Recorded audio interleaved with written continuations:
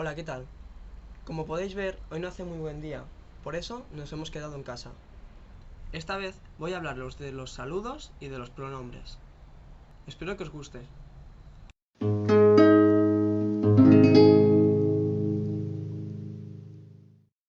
Como en todas las lenguas, hay muchas formas de saludar. En el primer vídeo aprendimos hola. Dependiendo de la hora del día, saludaremos de una forma u otra. Es muy similar al inglés. Buenos días. Lo utilizaremos cuando salga el sol y nos levantemos de la cama. Buenos días. Buenos días. Buenas tardes. Después de comer. Normalmente a partir de las 2. En España comemos más tarde que en Corea. Buenas tardes. Buenas tardes. Buenas noches. Lo utilizaremos cuando se ponga el sol, con la noche. Este puede ser un saludo o una despedida antes de acostarse. Buenas noches. Buenas noches. ¿Qué tal o cómo estás? Son saludos que sirven para preguntar el estado a la otra persona. ¿Qué tal? ¿Qué tal? ¿Cómo estás? ¿Cómo estás? Responderemos con un bien o bien, gracias. Bien. Bien. Bien, gracias. Bien, gracias. Podemos devolver la pregunta a la otra persona con un ¿y tú? Y significa 그리고 랑. Y tú significa 너는. En inglés, and you es lo equivalente a 당신은요? ¿Y tú? ¿Y tú? Para despedirse utilizaremos adiós como muy básico. Las otras formas para despedirse son hasta luego. Esta frase la utilizaremos para expresar que nos veremos más tarde.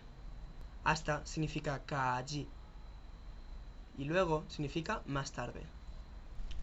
Hasta luego, hasta luego. Similar es hasta mañana, es casi lo mismo. Hasta significa 까지 y mañana neil. Hasta mañana, hasta mañana. Una despedida más general es hasta pronto.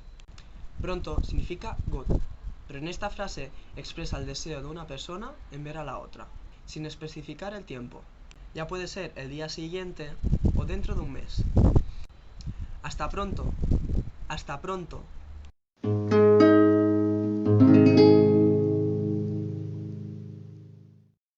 Continuamos pues con los pronombres.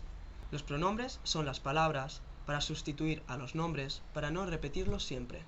En realidad, con más nivel de español, verás que no es necesario utilizarlos. Gracias a la conjugación del verbo, puedes saber quién realiza la acción, o sea, el nombre. Empezaremos con yo, el más importante. Yo. Yo. El siguiente es tú. Tú. Tú. Después tenemos la tercera persona, dividido por el masculino él y el femenino ella. Él. Él. Ella. Ella.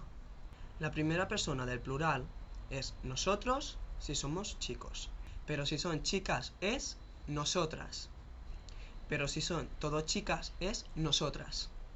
En caso de estar mezclado entre chicos y chicas, siempre se utiliza nosotros. Nosotros. Nosotros. Nosotras. Nosotras.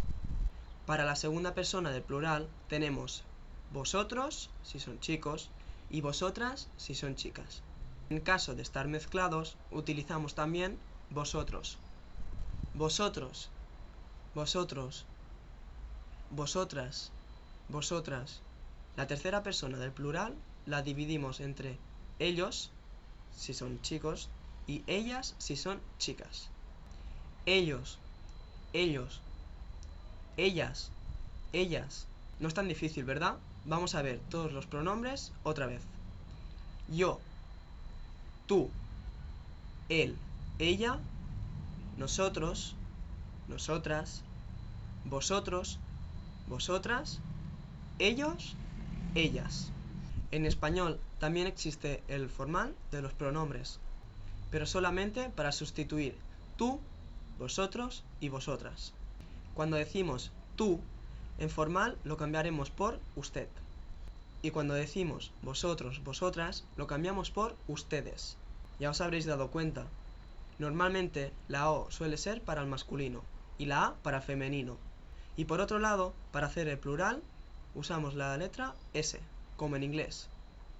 vamos a escuchar un diálogo con el aprendido. Hola, ¿qué tal? Bien, ¿y tú? Bien, gracias. Vale, adiós. Hasta luego. Eso es todo por hoy. Muchas gracias por seguirnos y ver este vídeo. Os dejo mi mail para las preguntas que tengáis. Adiós y hasta pronto.